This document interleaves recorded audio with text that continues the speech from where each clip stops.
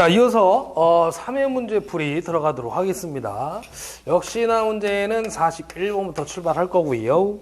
41번 문제도 3회의 문제 중에 이제 신용 문제 하나로 들어가는데, 중부하에서 기동되도록 하고 그 회전계자형의 동기전동계 고정자인 전기자 부분이 회전자의 주위를 회전할 수 있도록 이중 베어링의 구조를 가지고 있는 전동기라고 물어봤는데, 정답은 초동기 전동기 3번이 될 거고요.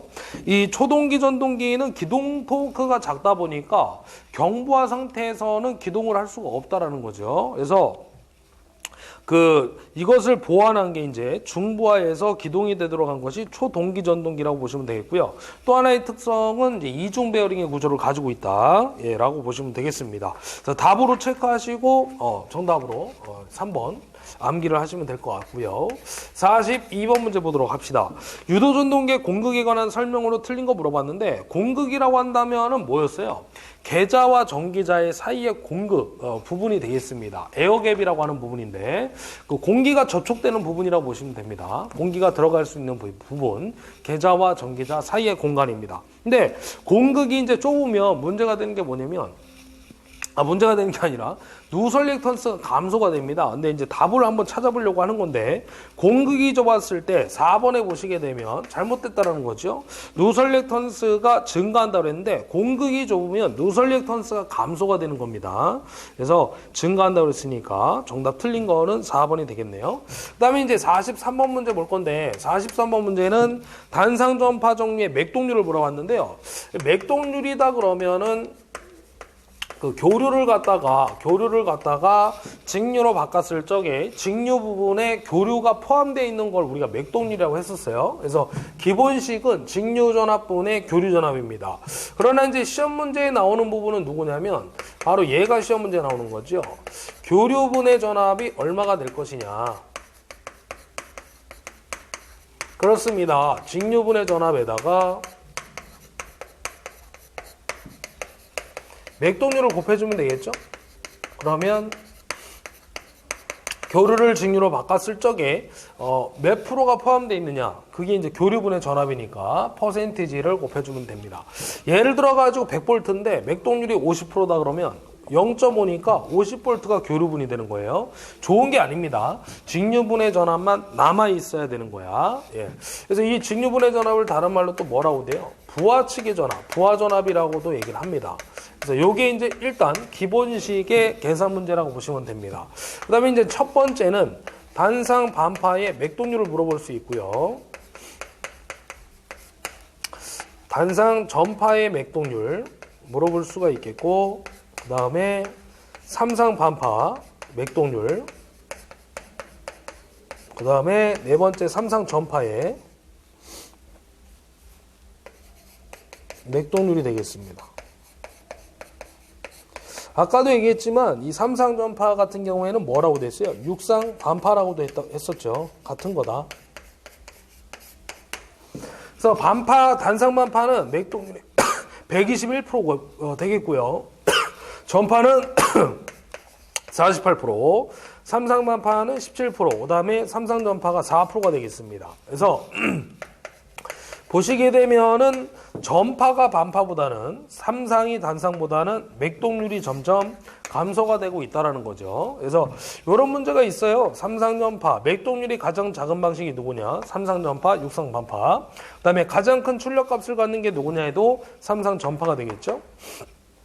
출력이 크려면 출력이 직류니까 맥동률이 작아야 출력이 커지겠죠. 그래서 이런 것들이 이제 시험에 출제가 되는 겁니다. 지금은 단상 전파의 맥동률이니까 48%가 답이 되겠네요. 정답은 몇 번이냐면 0.48, 3번이 되겠습니다. 3번. 근데 이제 또 하나 얘기한다 그러면 맥동 주파수가 있으니까 요것도 이제 최근에 나오고 있으니까 요것까지 여러분들이 기억을 해주시면 좋을 것 같습니다. 그래서 맥동 주파수는 앞에 있는 숫자를 기억하시면 돼요. 이게 중요합니다. 단상 반파니까 이제 기본 F가 되겠고요. 전파는 2배, 무조건 2배입니다. 전파는 반파보다 무조건 전압의 차이도 2배, 전류의 차이도 2배, 맥동 주파수도 2배가 되는 거죠. 삼상 반파니까 3배. 삼상전파는 육상반파와 같다고 했으니까 6배가 되겠습니다. 맥동 주파수 각각에 대한 요까지도 정리를 해놓고 기억을 해주시면 될 것 같습니다. 그 다음에 44번 들어가 보도록 합시다. 44번은 직육의 권선법에 대한 설명 중 틀린 거 물어봤는데 우리 중권 파권 얘기가 될 것 같고요. 자, 일단은 정리를 해보면 간단하게 직육의 권선법은 우리 세 가지가 있죠.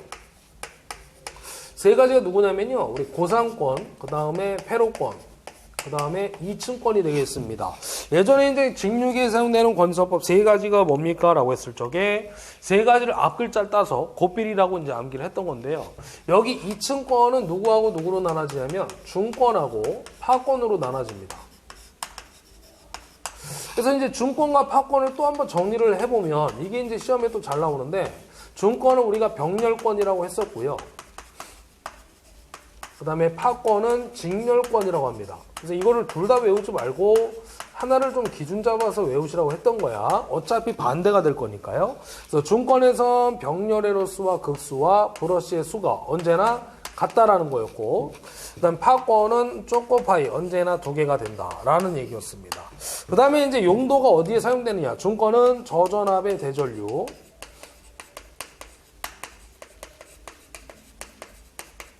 파권은 반대입니다. 고전압의 소전류. 사용이 된다고 했던 거고요.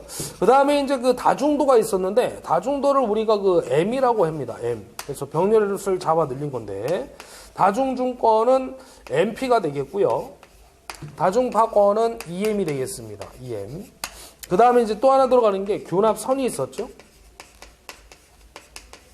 뭐 균합한이라고도 했었고, 균합모선이라고도 합니다. 균합선, 균합한, 균합모선. 똑같은데 얘 설치 목적이 뭐냐 그러면 이 설치 목적도 중요한데 병렬 운전을 뭐 하기 위해서 안정하게 그렇죠. 운전하기 위해서 얘를 설치하겠더라라는 거였습니다. 그래서 균합선은 병렬권, 중권은 병렬 운전을 안정하게 운전하기 위해서 설치하는 거니까 병렬권인 중권에서는 사용을 할 거고요. 파권은 직렬권이기 때문에 설치할 필요가 없다라는 얘기였습니다. 그래서 직육의 권선법에 대한 얘기는 여기 지금 칠판에 적어드린 내용을 머릿속에 기억하시고 들어가시면 되겠어요. 자, 권선법에 대한 설명 중 틀린 거 물어봤는데 정답을 찾겠습니다. 시간 관계에서. 정답은 4번이 답이 되겠네요. 왜 그러냐면 아까 우리가 용도 관계에서 저전압 대전류계 통해 사용되는 게 중권이었고요. 파권 같은 경우는 고전압의 소전류라고 이제 말씀을 드렸던 거죠. 그래서 4번이 왜 잘못됐어요? 저전압 대전류의 직류계는 파권이 아니라 중권이라고 해야 되고요. 고전압 계통에서는 중권이 아니라 파권이라고 해야 되겠죠. 그래서 앞뒤가 바뀌었습니다. 그래서 정답은 4번이 되겠고요. 그다음에 45번 들어가도록 합시다. 고압 단상 변압기 퍼센트 임피던스가 4%, 2차의 전격 전류를 300A. 2차의 전격 전류를 300A라고 했거든요. 임피던스는 4% 줬고요. 2차의 전격 전류로 간다 그러면 문자로 I2N이 되겠죠? I2N. 그때 뭘 물어보고 있냐면 전격 전압 2차의 단락 전류 물어보고 있네요. I2S를 물어보고 있다는 얘기죠. 다음 변압기에서 전원 측의 임피던스 무시한다라고 했습니다. 그러면 변압기 우리 단락 전류 공식이 있잖아요. 그 공식을 이용해서 계산 문제를 해결해달라 그 얘기입니다. I2S 값. 자, 그럼 원래 단락 전류 공식은 어떻게 들어가냐면 IS는 퍼센트 Z분의 100에다가 IN으로 들어가는 거죠. IN. 예, 여기 이제 변압기 단락 전류 공식인데 여러분들 실기로 가시게 되면 굉장히 중요한 공식이라고 보시면 됩니다. 우리 필기도 중요하겠지만 실기 쪽 가면은 무조건 나온다고 보시면 돼요. 거의 계산 문제 쪽에서. 그래서 요거 단락 전류는 지금 2차의 단락 전류니까 변압기는 1차와 2차가 있잖아요. 그래서 2차 측이니까 이렇게 바꿔주시면 돼요. I2S라고. 1차면 I1으로 바꿔주시면 되는 거고요. 그러니까 2차니까 2로 바꿔주시고 1차면 1으로 바꿔주시면 끝나는 겁니다. 기본 형태의 문제는 이런 스타일이 있었죠. 임피던스를 4% 줬을 때 단락 전류는 전격 전류의 몇 배가 되느냐? 25배가 된다라는 거였고요. 만약에 5% 주게 되면 몇 배가 되겠느냐? 20배가 되더라. 뭐 이런 게 이제 기본 스타일의 문제가 되겠습니다. 그리고 이제 2차의 전격 전류 값을 이제 구해야 될 적에 두 가지가 있었죠. 단상이냐 삼상이냐에 따라서. 그러면 지금은 2차니까 단상일 땐 V2분의 P가 될 거고요. 3상일 때는 뭐야? 그렇죠. 루트 3 V2분의 P로 구해주시면 되는 겁니다. 실제 계산 문제 형태가 나왔을 적에. 지금은 300A를 줬거든요. 2차의 전격 전류를 그대로 집어넣고 계산해주면 됩니다. 그러면 자 여기다 한번 풀어볼게요. I2S는 퍼센트 Z분의 100, 퍼센트 Z가 4%, 4분의 100에다가 2차의 전격 전류가 300A니까 구해주시면 되겠죠. 그래서 여기 얼마 나오냐면은 7500A 나오겠네요. 그래서 정답은 4번으로 처리를 해주시는 문제였습니다. 만약에 1차 측의 단락전류다 그러면 얘도 1차니까요. 단상일 때 V1분의 P, 3상일 때는 루트 3 V1분의 P로 계산을 해주면 끝나는 겁니다. 자 여기까지 했고요. 그 다음 넘어가 46번 문제 보도록 하겠습니다. 46번 문제는 반발 전동기 리액션 모터의 특성에 대한 설명으로 옳은 거 물어봤는데 얘는 단상 반발 전동기는요 기동 토크가 실제 400에서 500% 정도 가게 됩니다. 그럼 우리 단상 유도 전동기 아까 1회 때인가요? 2회 때인가 문제 했었거든요. 문제풀이. 거기 보면 기동 토크가 큰 순서가 있었는데 가장 컸던 게 몇 프로였냐면 350%인가? 우리 반발 기동형이 있었죠. 그럼 얘는 400에서 500% 정도면 기동 토크가 상당히 큰 거죠. 그래서 옳은 건 몇 번이냐면 기동 토크가 특히 큰 전동기 2번이 되겠습니다. 2번. 예. 자 이렇게 답으로 체크해서 보시면 되겠고요. 그 다음에 47번 문제입니다. 이 새끼 또 나왔죠. 엄청나게 잘 나오는 문제. 3상유도 전동기 운전 중 전압을 80%로 낮췄대요. 그때 부하의 회전력은 몇 프로로 감소합니까? 바로 우리 3상 유도 전동기의 단골손님이죠. 토크와 전압 관계. 그래서 토크는 전압 제곱에 비례하더라. 이 얘기입니다. 그럼 지금은 전압을 갖다 80%로 낮췄으니까 0.8의 제곱이 되겠죠. 그럼 0.64가 되겠고요. 100을 곱하게 되면은 토크는 몇 프로 감소? 64%로 감소가 되더라. 이 얘기가 되겠죠. 그래서 정답 몇 번이냐면 4번이 되겠습니다. 그래서 3상유도 전동기에서는 뭐 가장 우리 유도기 쪽에 잘 나오는 관계가 이거죠. 토크와 전압 제곱에 비례한다. 회전력과. 그 다음에 48번 문제 밑에다 해결을 하도록 하겠습니다. 48번 문제 보시면 단상 정류자 전동기에 보상권선을 사용하는 이유를 물어봤는데 원래 이 보상권선은 전기자 반작용의 그 방지법이 들어가는 거죠. 요놈과 함께 원래 들어가는 게 누구냐면 보극이 있었습니다. 전압 정류 역할하는 거. 그래서 이 단상 정류자 전동기의 보상권선은 뭐냐면 그 전기자 반작용이 생기는 그 필요 없는 자속을 갖다 상쇄시키는 거고요. 무효전력의 증대에 따른 그 역률의 저하를 방지하는 바로 역률 개선용이 되겠습니다. 역률 개선. 그래서 정답 4번으로 체크를 해주시면 될 것 같아요. 그래서 답으로 보시면 되겠습니다. 그 다음에 49번 문제 보도록 합시다. 49번. 이것도 답이라고 좀 적어 놓으시고요. 단상 직권 정류자 전동기에 전기자 권선의 권수를 계자 권수에 비해 많게 하는 이유가 아닌 거 물어봤는데 지금 뭔 얘기냐면 전기자의 권수를 계자 권수보다 크게 하겠다는 얘기예요. 왜 그러냐면 이 단상 정류자 전동기는 약계자 강전기자형입니다. 약계자 강전기자형. 그래서 전기자 권수를 크게 해주는 이유예요. 그래서 그 이유가 이제 역률을 좋게 하고 기전력을 작게 하는 게 목적입니다. 그래서 기전력을 크게 하기 위하여가 아니라 작게, 그래서 변압계의 기전력을 작게 하기 위하여 이유가 아닌 거니까 크게 한다고 했으니까 3번으로 답을 체크해 주시면 되겠습니다. 자, 그 다음에 이제 50번 문제 가도록 합시다. 50번 단골손님이죠, 역시나. 우리 아까 2회 때인가요? 예, 문제풀이 때 또 얘기를 해드렸던 건데 아까는 이제 2회 때는 슬립 측정법이 아닌 거 해가지고 물어본 거고요. 그래서 전기동력계 그 토크 측정하는 방법 1번이 답이었었고 그거 정리하면서 앞에서 설명 이미 다 해드렸어요. 원선도를 작성하는데 필요하지 않은 시험 슬립 측정이 되겠죠. 그래서 정답 3번이 되겠습니다. 요놈은 중요합니다. 상당히 많이 출제가 됐었던 50번 문제가 되겠습니다. 그래서 원선도 작성 시 필요한 시험이 아닌 것은 슬립 측정이고 원선도 작성 시 필요한 시험은 세 가지가 있는데 그 첫 번째가 권선의 저항 측정 시험, 두 번째가 무부하 시험, 개방 시험, 세 번째가 구속 시험이 되는 거죠. 그래서 나머지 세 개를 뺀 나머지 3번이 답이 되겠습니다. 그다음에 이어서 51번 문제 보도록 합시다. 요거 실기 쪽에도 나왔던 계산 문제가 되는데 한번 보도록 할게요. 조금 까다롭습니다. 이게 이제 그 실수는 실수끼리, 허수는 허수끼리 묶어가지고 공액복소수를 또 취해가지고 극좌표로 나타내줘야 되거든요. 복소수를 좀 복잡한데 같이 한번 풀어보도록 하겠습니다. 근데 제가 좀 이따 풀어드리고요. 답을 알려드릴 거예요. 그래서 답을 여러분들이 뭐 외우셔도 상관없습니다. 물론 실기 쪽 가면 과정이 있어야 되니까 다 풀어보셔야 되는데 지금은 필기니까. 변압기 병렬운전에서 1차 환산의 누설 임피던스가 2 플러스 J 3이래요. 자, 첫 번째 임피던스를 갖다 어떻게 되냐면 2 플러스 J의 3옴을 주고 있고요. 두 번째 변압기를 갖다 Z2라고 했을 적에 실수와 허수 쪽을 바꿨죠. 3 플러스 J 이렇게 주고 있네요. 그때 변압기 흐르는 부하전류가 50A랍니다. 50A. 뭘 물어보고 있냐면 순환전류를 물어봤네요. 우리 크기의 차가 발생하면 순환전류가 발생한다, 또는 위상차가 발생하면 순환전류가 발생한다 라는 건데, 지금 크기는 같죠. 왜냐하면 루트의 실제 크기를 구하면 피타고라스 정리에 의해서 실수의 제곱 플러스 허수의 제곱이니까 2의 제곱 플러스 3의 제곱이나 3의 제곱 플러스 2의 제곱이나 크기는 같지만 위상이 달라지는 거죠. 위상차가 발생하는 겁니다. 왜냐하면 우리 공식이 어떻게 돼요? 세타 값은, 위상차 세타 값은 아크 탄젠트 실수분의 허수로 들어가잖아요. 그러니까 하나는 아크 탄젠트 실수분의 허수, 아크 탄젠트 2분의 3이지만 하나는 3분의 2니까 위상은 달라진다는 얘기입니다. 그래서 위상차로 인해서 순환전류가 발생이 되더라는 얘기죠. 그래서 순환전류가 흐르면 A기와 B기, 첫 번째 변압기와 두 번째 변압기의 순환전류가 흐르면 변압기가 과열 소선될 수 있다라는 얘기입니다. 그래서 그때 순환전류가 얼마냐 그 얘기죠. 그러니까 임피던스의 크기는 같으니까 전류는 절반씩 나눠서 흘러가겠죠. 첫 번째 변압기에 25A, 두 번째 변압기에 25A씩 절반으로 나눠서 흘러갑니다. 그럼 기본식은 어떻게 될까요?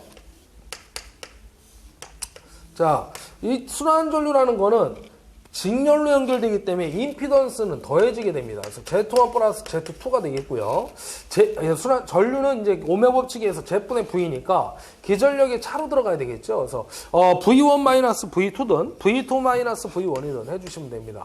해서는 V2 마이너스 V1으로 되어 있으니까 요걸로 한번 가져가 보도록 할게요. I는 Z분의 V 기본식을 딴 겁니다.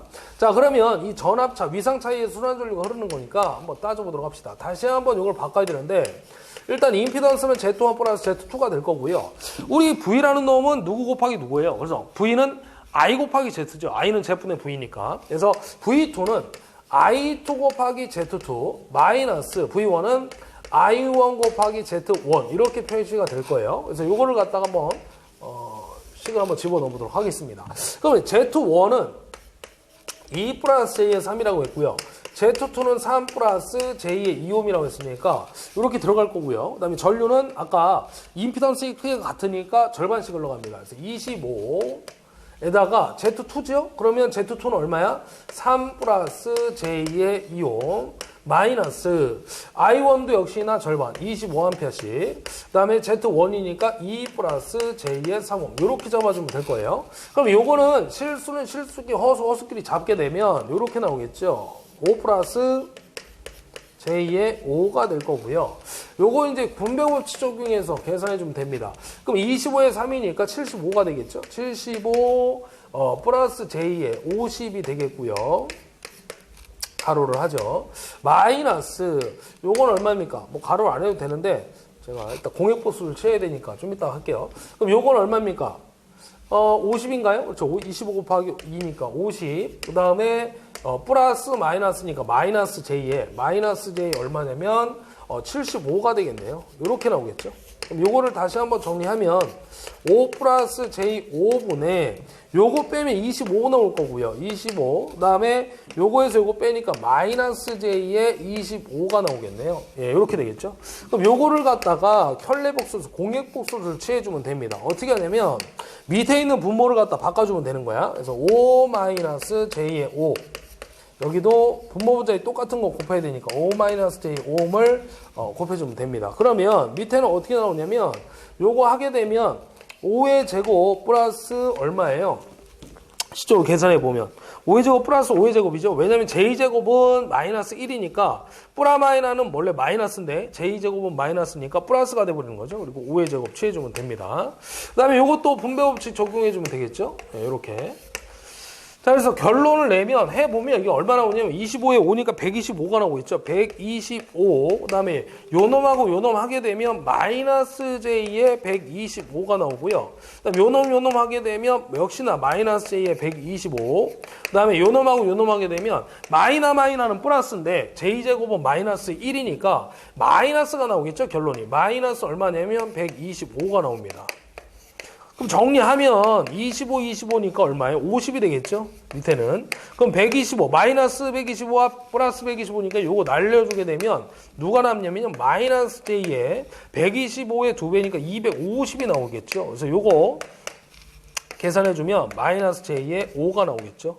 이거를 극좌표로 표현하면 어떻게 될까요? 크기는 5고, 그렇죠. 마이너스 J니까 마이너스 각도가 90도가 나오겠습니다. 그래서 요게 이제 답이 되겠죠. 좀 어려운데, 이렇게 푸는 겁니다. 그래서, 크기만 물어봤잖아요. 그래서 5가 되겠죠. 크기는 5. 정답 몇 번이냐면 3번이 되겠습니다. 3번. 여러분들 요거 제가, 지금 풀어드렸는데, 답을 알려드릴게요. 어떻게 푸냐면, 요렇게 임피던스의 크기가 갖고 위상이 다를 때는 두 가지의 답이 있습니다. 지금까지 50A 주면 몇 A냐면 5A가 답이고요. 그럼 한 방에 끝나잖아요. 지금 만약에 임피던스 이렇게 크기 갖고 위상이 다른 걸 줬을 때 부하 전류가 100A라고 하잖아. 그럼 그때 이 순환 전류 얼마냐면 10A가 답입니다. 공짜 하나만 지어주면 되는 거예요. 그러니까 부하 전류 50A 줬으니까 공짜 하나 주면 5A고요. 100A 줬을 때 공짜 하나 주니까 10A가 되겠죠. 지금까지 기출문제 이렇게 두 문제밖에 없어. 그래서 여러분 50이니까 5구나 이렇게 답을 하나 보시면 되겠죠. 자, 정답은 어쨌든 3번이 되겠고요. 자, 칠판을 지우고 52번으로 들어가도록 하겠습니다. 별로 내 거 같은 문제가 아니었죠. 사실 51번 문제. 실기 때는 그대로 다 해야 됩니다, 여러분들. 과정이 있어야 되니까. 자, 갑시다. 52번 문제.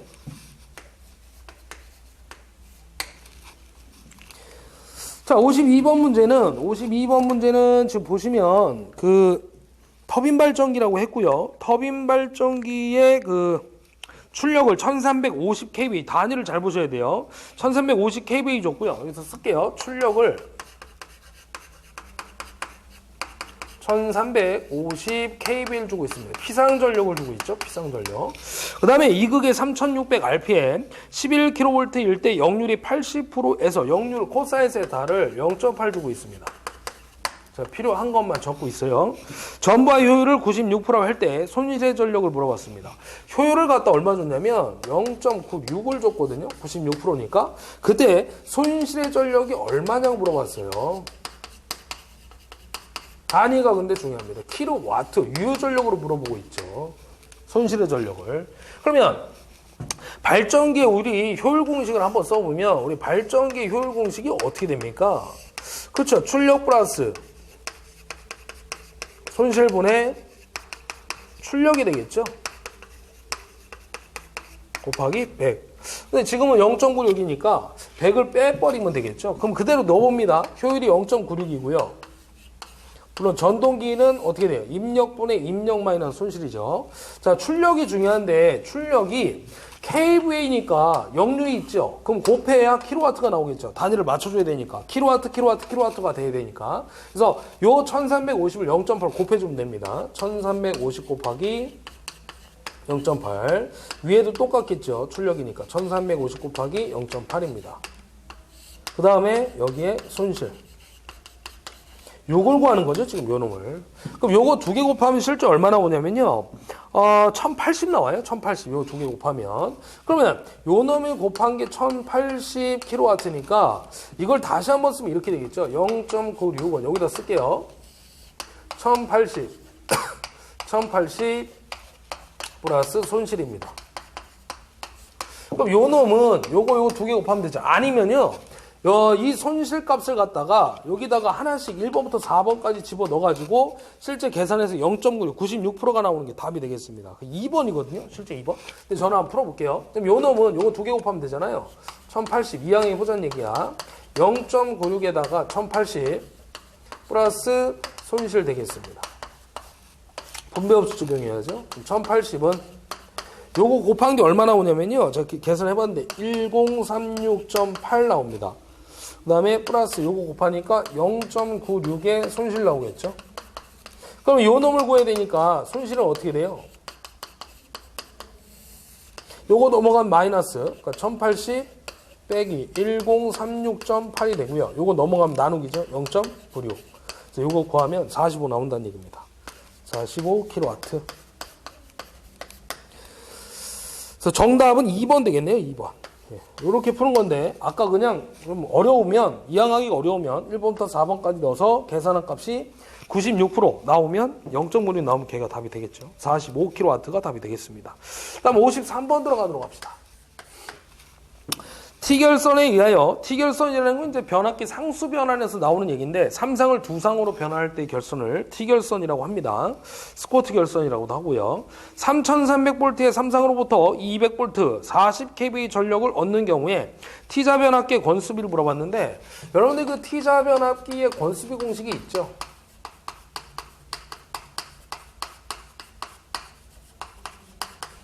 권수비는 어떻게 되면 주자 변압기의 권수비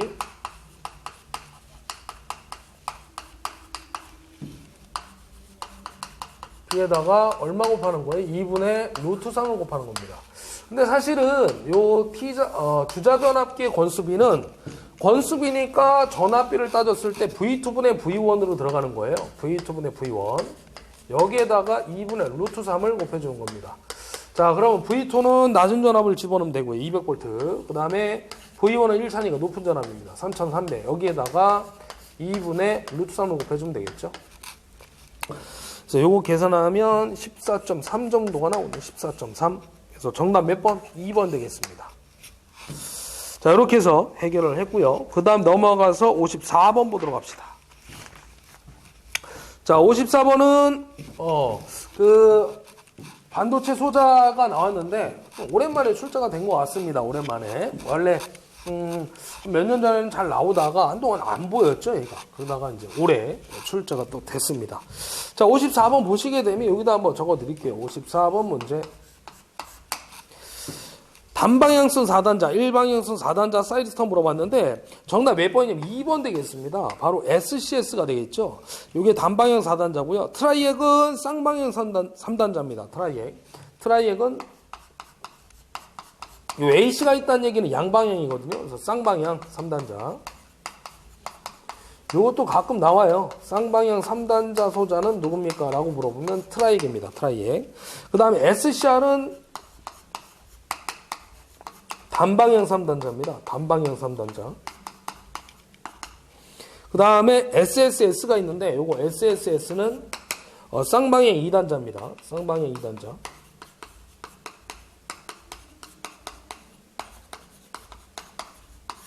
예, 이렇게 참고하시면 되겠고요. 그 다음 55번 보도록 할까요? 55번 문제.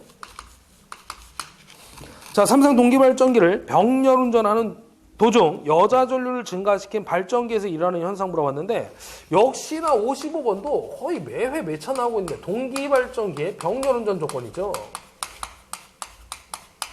그래서 앞쪽에서 이미 제가 1회 때도 그렇고 설명을 다 했기 때문에 조건만 몇 가지 얘기하고 마무리 짓도록 할게요. 조건이 아닌 거라면 무조건 3가지 기억하시라고 그랬죠. 첫 번째 용량, 두 번째 출력, 세 번째 회전수가 되겠습니다. 그래서 조건은 첫 번째 누가 기전력의 크기가 같아야 되고요. 두 번째 위상이 같아야 되고, 세 번째는 주파수가 같아야 되고요. 네 번째는 파형이 같아야 된다고 그랬고, 다섯 번째 뭐예요? 상회전 방향이 일치해야 된다고 그랬죠. 그럼 지금은 여자 전류를 증가시켰다고 그랬거든요. 여자 전류가 커지면 자속이 커지고 기전력이 커질 거 아닙니까? 그럼 결론은 기전력의 크기의 차가 발생되는 거죠. 크기의 차. 그럼 결론 뭐가 흘러요? 무효순환 전류가 흐르는 거죠. 그래서 무효 전류가 증가되는 거죠. 정답 몇 번이냐면 1번이 되겠습니다. 지금 동기발전기 병렬운전 조건 파트는 여러분들 보시다시피 매회 매차별로 출제가 되고 있는 것 같습니다. 매회. 잘 보셔야 되겠고요. 다음 56번 문제 갑시다. 직류 타여자 발전기의 부하 전류와 전기자 전류의 크기를 물어봤는데 우리 타여자 발전기의 구조를 한번 볼게요.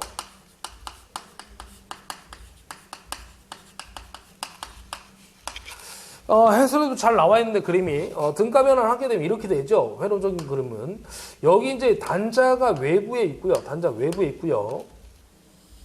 여기 이제 계좌권선이 들어가죠. 이런 식으로. 여기에는요 직류전압을 이렇게 가해주는 겁니다. 그러니까 타여자가 뭐냐면 우리 세상에서 여자는 두 여자 있잖아요. 내 여자와 남의 여자. 타여자는 남의 여자니까 외부의 단자 전압을 이용해서 전류를 공급해 주는 겁니다. 계좌 쪽으로. 이게 계좌 전류죠. 그럼 계좌권선에 계좌 전류 흘려보내주게 되면 자속이 발생되겠죠. 자속이. 그리고 여기에는 누가 있어요? 전기자가 있겠죠. 브러쉬를 이용해가지고 이게 브러쉬입니다. 브러쉬를 이용해서 이제 내부에서 만들어진 기전력을 외부로 유출을 하는 겁니다. 그럼 이제 전기자라는 놈이 자속을 끊으면 기전력이 발생이 되겠죠. 그럼 이 기전력에 의해서 전기자 전류가 발생될 거고요. 이 기전력을 이용해서 부하를 갖다 이렇게 걸어주겠죠. 부하를 걸면 부하 측에 단자 전압이 만들어집니다. 단자 전압이. 그래서 얘가 인력이고 얘가 출력이 되는 거거든요. 그 다음 부하에 흐르는 전류를 우리가 I라고 할 수 있겠죠. 그러면 전기자 전류와 부하는 지금 얘네가 직렬로 연결되어 있기 때문에 전류는 같아지는 겁니다. 즉 전기자 전류와 부하 전류는 이꼴은 쌤쌤이구나 이걸 알 수가 있겠죠. 그래서 지금 부하 전류와 전기자 전류의 크기 물어봤는데 같다라고 하면 됩니다. 같다. 정답은 3번이 되겠습니다. 공식은 어떻게 되는 거예요? 기전력 공식은 이렇게 되겠죠. V 플러스 IA에 RA고로 들어갑니다. RA. 그렇죠? 이가 입력 출력이니까 입력은 출력 플러스 손실. 손실은 전기자로부터 발생되는 손실이 되겠죠. 전기자에는 저항이 존재할 거니까 전기자 저항. 그래서 정답은 3번이 되겠고요. 그 다음에 57번 보도록 합시다. 57번 문제. 직류 분권 전동기 기동 시 계좌 저항기의 저항가 물어봤는데 자 직류기에서 기동 시의 운전 조건이 있죠. 그래서 첫 번째는 뭐냐면 기동 시의 기동 전류. 기동 전류는 당연히 어떻게 돼야 돼요? 기동 전류는 작아야 되겠죠. 아니면 전동기 모터가 타버리겠죠. 실제 전격 전류에 큰 전류가 흐르다 보니까 우리 직류기에서는 이제 1.2에서 1.7배 정도가 흘러갑니다. 두 번째, 기동 시에 기동 전류가 작아야 되니까 기동 저항은 오메 법칙에 의해서 당연히 커야 되겠고요. 그 다음에 이제 기동 시에는 기동 전류는 작아야 되지만 계좌 전류가 커야 되겠죠. 실제 답으로 가면 큰 것이 좋다가 답입니다. 왜냐면 기동 시 전동기가 회전을 하면 큰 토크가 발생돼야 되거든요. 큰 토크가 힘이 있어야 되니까 계좌 전류 크게 하면 토크가 커지는 겁니다. 그 다음에 이제 기동 시의 계좌 저항은 반대로 어떻게 돼요? 이 계좌 저항은 외부에 걸려 있는 저항이라고 보시면 돼요. 작아야 됩니다. 실제 답으로 가게 되면 얘는 필요가 없는 저항이거든요. 그래서 이 계좌 저항이라고 하는 우리 FR이라고 하는 저항값을 0으로 한다가 답입니다. 이게 답이 지금 기동 시의 계좌 저항의 저항값은 0으로 한다. 2번이 정답이 되겠습니다. 그다음에 이것도 알아두세요. 기동 시의 계좌 전류는 큰 것이 좋다는 거. 이 두 가지가 시험 문제의 답이 되겠습니다. 자, 여기까지 했고 그다음에 58번 문제 가도록 하겠습니다. 자, 58번 문제는 제가 말로 좀 설명을 하고 마무리 칠 건데 지금 보게 되면요. 그 유도 전동기로 직류 발전기를 회전시켰는데요. 그럼 여러분들 생각해 보세요. 직류 발전기, 유도 전동기로 직류 발전기를 회전시키는데 뭐라고 했냐면 직류 발전기의 부하를 증가를 시켰답니다. 그럼 당연히 직결되어 있는 거잖아요. 유도 전동기와 직류 발전기가 지금. 그러면 직류 발전기의 직류 부하를 증가시켰다는 얘기는 유도 전동기의 속도가 어떻게 될까요? 당연히 부하를 많이 걸면 걸수록 감소가 될 수밖에 없겠죠. 그래서 정답은 2번 되겠습니다. 속도는 감소하겠더라. 무부하가 되면 속도는 빨라지는 거고요. 반대로. 그 다음에 59번 문제 보도록 합시다. 자, OKV 2000에 200V 단상 변압기가 있고요. 2차로 환산했대요. 거기다 밑줄 그시면 돼요. 2차가 중요합니다. 그때 등가 저항과 등가 리액턴스는 각각 0.14, 0.165mm래요. 즉, R2 값을 갖다가 0.145 줬고요. 그 다음에 리액턴스 X2, 2차의 리액턴스를 갖다가 0.165를 주고 있다는 얘기죠. 이렇게. 그때 이 변압기 역률 0.8 뒤짐에 전격 부하를 걸었을 때 전압 변동률 물어봤는데 2차 측에서 전압 변동률이 발생되는 거잖아요. 그래서 전압 변동률 물어보고 있습니다. 2차 측에서 전압 변동이 발생되더라. 왜 그러냐면 부하가 2차에 걸리니까. 그러면 요 전압 변동률 원래 공식이 두 가지가 있거든요. 써보면 이렇게 되겠죠. V2n분의 1회 때인가 2회 때도 한번 공식 써봤는데 V20 마이너스 V2n 이렇게 되겠죠. 1회차 때 풀었던 것 같아요. 직류기에서 전압 변동률. 변압기 전압 변동률 하나 더 있죠. P 코사인 세타 플러스 마이너스 Q의 사인 세타입니다. 자, 우리가 이제 플러스가 들어갈 때는 언제였냐면 지역률일 때였죠. 뒤질 때 역률. 마이너스가 들어갈 때는 언제예요? 그렇죠. 진역률일 때, 앞설 때 역률일 때 마이너스라고 말씀을 드렸죠. 그럼 지금은 역률 80% 0.8 뒤짐이라고 했으니까 플러스입니까 마이너스입니까? 그렇죠. 플러스가 돼야 되겠지. 플러스가. 그래서 플러스로 계산을 해주면 되겠고요.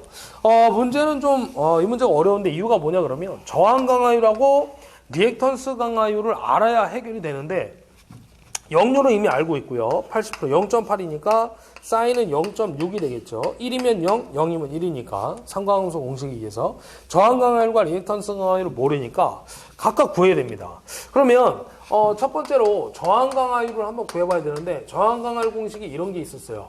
Vn분의 I 곱하기 R 곱하기 100이 되겠습니다. 저항 강화율. 그럼 2차가 기준이라고 했으니까 2차로 잡아주면 되는 거야. V2n분의 I2n 곱하기 R2입니다. 자, 그럼 V2n이 얼마예요?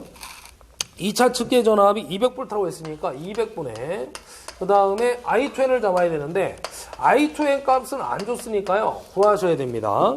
단상이니까 뭐야? V분의 P죠? 삼상이면 루트 3 V분의 P. 그럼 V분의 P인데 얘가 2차니까 전압도 2차로 들어갑니다. 그럼 2차 측의 전압은 아까도 얘기했지만 200이라고 했고요. 200V.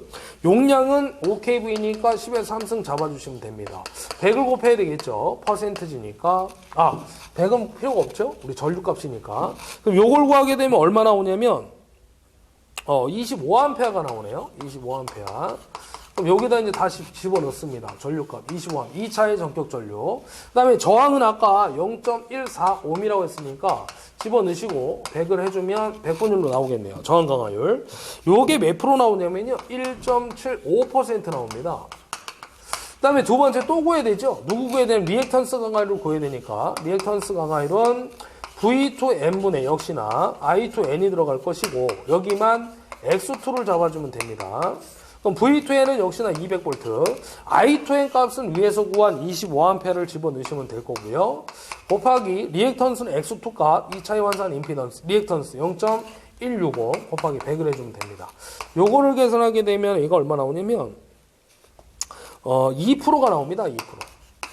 자, 그럼 이제 마무리 하겠습니다. 세 번째 마무리. 그럼 전압 변동률 공식은 뭐야? P 코사인 세타. 뒤짐이라고 했으니까 플러스 Q의 사인 세타 적용을 하시면 됩니다. 저항 강화율은 얼마라고 그랬어요? 아까 좀 전에 구한 거 1.75% 곱하기 역률이 0.8이라고 했고요. 플러스 리액턴스 강화율 밑에서 구한 거 2% 곱하기 사인 세타 0.6이죠. 0.8이니까 0.6. 요걸 구하면 전압 변동률이 나오는데 2.6%가 나오겠네요. 요게 답이 되겠죠. 근데 이것도 좀 난이도가 상당히 있는 문제인데 전압 변동 공식을 알아야 되겠고요. 그 다음에 저항 강화율과 리액턴스 강화율을 안 줬기 때문에 역시나 공식을 알아야 해결이 되는 문제입니다.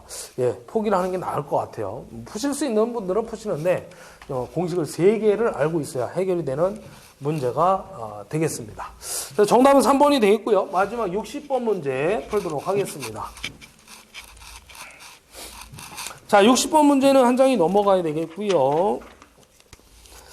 자, 동기조산기 문제가 되겠네요. 송전선로에 접속된 동기조산기의 설명으로 옳은 거 물어봤는데 원래 이제 동기전동기를 무부하로 운전하게 되면 동기조산기로 운전이 된다라는 겁니다. 동기조산기는 뭐 전력시간이나 전설시간에 얘기를 하는 부분인데 역류를 조정하는 거죠. 진상, 지상으로. 그래서 그 옳은 걸 물어봤는데 제가 간단하게 말씀드리겠습니다. 원래 그 위상특성 곡선을 보게 되면 동기전동기 쪽에서 이 위상특성 곡선 또는 V곡선을 가지고 우리가 그 역류를 갖다가 조정할 수 있는데 이렇게 그리죠, 그림을. 여기가 전기자전류 IA, 여기는 이제 대자전류라고 얘기를 했을 적에 이쪽은 이제 코사인 세타 역류를 갖다가요 1로 기준을 잡죠. 그리고 이제 누구와 누구의 관계냐, 전기자 전류와 계자 전류의 관계 곡선이다. 단 조건은 출력을 일정하게 놨을 때였고요. 전기자 전류가 최소점일 때 역률이 얼마냐, 1이다라는 거죠. 기준점을 1로 잡았기 때문에. 그 다음에 이제 또 하나는 여자 전류가 감소 또는 증가할 적에 역률을 조정할 수 있는데, 감소하면은 부종여자가 발생될 거고요. 부종여자. 증가시키면 1보다 커지는 거니까 과여자가 발생되는 거죠. 그래서 역률을 조정하게 되는 겁니다. 이 동기조상기를 이용해서.